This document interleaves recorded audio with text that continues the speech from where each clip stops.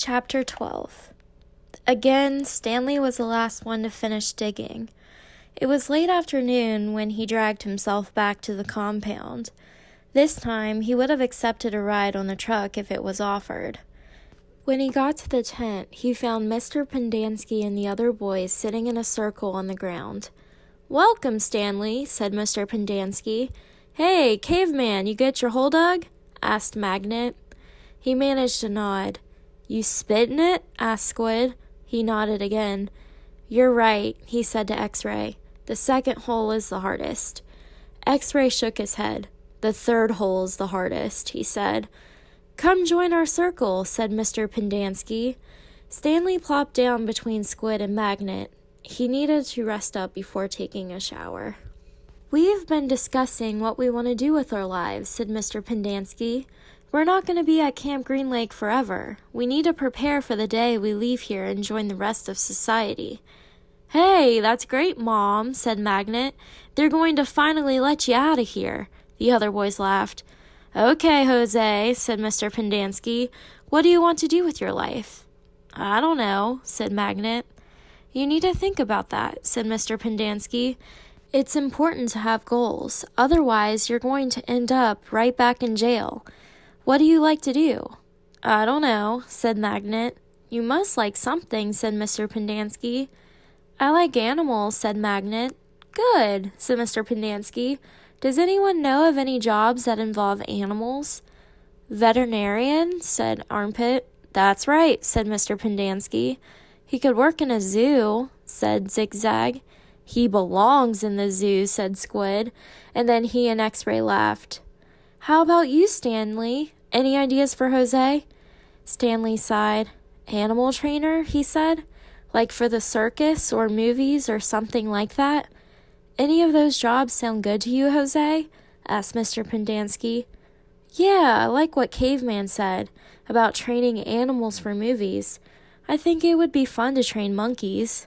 X-Ray laughed. "Don't laugh, Rex," said Mr. Pendanski. "We don't laugh at people's dreams. Someone is going to have to train monkeys for the movies." "Who are you kidding, Mom?" asked X-Ray. "Magnet's never going to be a monkey trainer." "You don't know that," said Mr. Pendanski. "I'm not saying it's going to be easy. Nothing in life is easy, but that's no reason to give up. You'll be surprised what you can accomplish if you set your mind to it. After all, you only have one life, so you should try to make the most of it." Stanley tried to figure out what he'd say if Mr. Pendanski asked him what he wanted to do with his life. He used to think he wanted to work for the FBI, but this didn't seem the appropriate place to mention that. "So far, you've all done a pretty good job at messing up your lives," said Mr. Pendanski. "I know you think you're cool." He looked at Stanley. "So you're caveman now, huh? You like digging holes, caveman?" Stanley didn't know what to say. "Well, let me tell you something, caveman. You are here on account of one person. If it wasn't for that person, you wouldn't be digging holes in the hot sun. You know who that person is?" "My no-good, dirty, rotten, pig-stealing great-great-grandfather." The other boys howled with laughter. Even Zero smiled. It was the first time Stanley had ever seen Zero smile.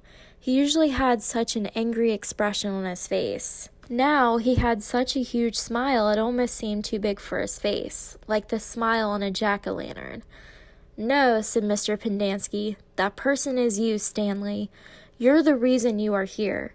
You're responsible for yourself. You messed up your life, and it's up to you to fix it. No one else is going to do it for you, for any of you." Mr. Pendanski looked from one boy to another. "You're all special in your own way," he said. "You all got something to offer. You have to think about what you want to do, then do it. Even you, Zero, you're not completely worthless." The smile was now gone from Zero's face. "What do you want to do with your life?" Mr. Pendanski asked him. Zero's mouth was shut tight. As he glared at Mr. Pendanski, his dark eyes seemed to expand. "What about it, Zero?" asked Mr. Pendanski. "What do you like to do?" "I like to dig holes,"